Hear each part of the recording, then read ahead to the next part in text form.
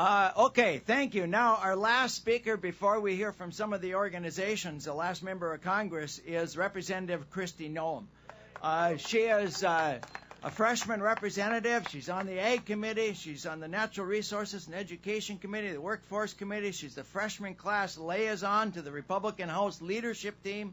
Actively farmed with her family for 17 years, owned and operated a hunting operation, and helped manage the family restaurant. She's also been instrumental in leading a bipartisan effort with Congressman Welch with 79 other members asking the leadership to bring the Farm Bill to the floor. So she's committed to signing a discharge petition to get the Farm Bill to the floor. Please help me welcome Congressman Noem.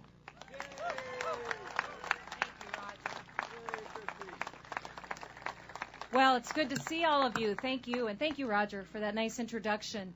You know, we have a lot of South Dakotans here today, and so I want to welcome them. And Rick was telling me there's a lot of North Dakotans here, too, so the Dakotas are well represented. You know, when I wake up in the morning, the first thing I think about is breakfast. I like to eat, and I don't know if any of you out there like to eat. Amen. Yeah.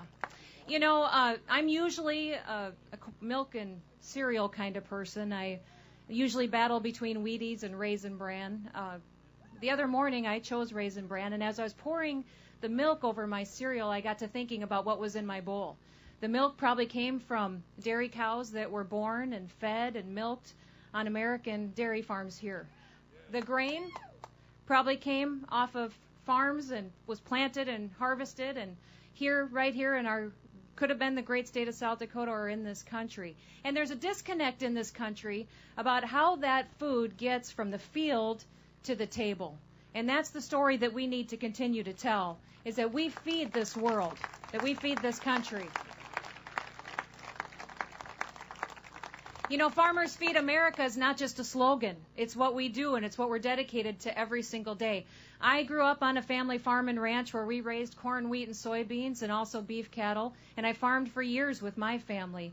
It's a risky business. You know, we go out, a lot of farmers borrow money, they put it in the dirt, and they pray and they hope that fall that there's something to go back there and pick up to take care of their family for the next year. Every single farmer is responsible for feeding 155 people. That means that in my great state of South Dakota, there's 46,000 producers. South Dakota feeds 7 million people. That's our job. And it's a risky business. This year, in light of this drought situation, we're certainly seeing that. We are just in South Dakota one lightning strike away from disaster. We are just one hailstorm away from losing operations.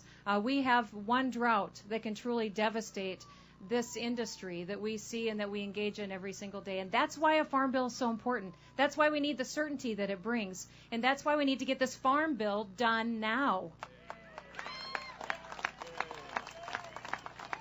You know, global food prices have gone up 10% since June and July, and that's partly impacted by the drought that we've seen in this country. But every single family in this country feels the pain when our food prices go up. And that is the story that we need to continue to tell to people all across this world, is that we feed this country, that we feed this world. And for me, food is a national security issue. The minute that we don't grow our own food in this country and we rely on another country to feed us, that's when we truly are in peril. That's when they control us. That's when they control our decision making. So we need to continue to work together. I was very proud. I tell people a lot of times that the funnest day, the best day that I've had here in Washington, D.C. so far, because I'm new, I was just elected in 2010, was the day we marked up the Ag Bill in the House Agriculture Committee. And it was because it was bipartisan. We felt like we were legislating. We talked about amendments. We debated them back and forth. We agreed. We disagreed. We convinced our members of good policy, and then we got it done and passed the bill out of committee. You know, I've heard a lot of excuses as to why this farm bill isn't done yet. And frankly, I'm tired of excuses. Washington, D.C. makes up too many excuses. And I'm not taking it anymore. I hope you aren't taking it anymore. Let's get to work done, and let's get a farm bill now. Thank you.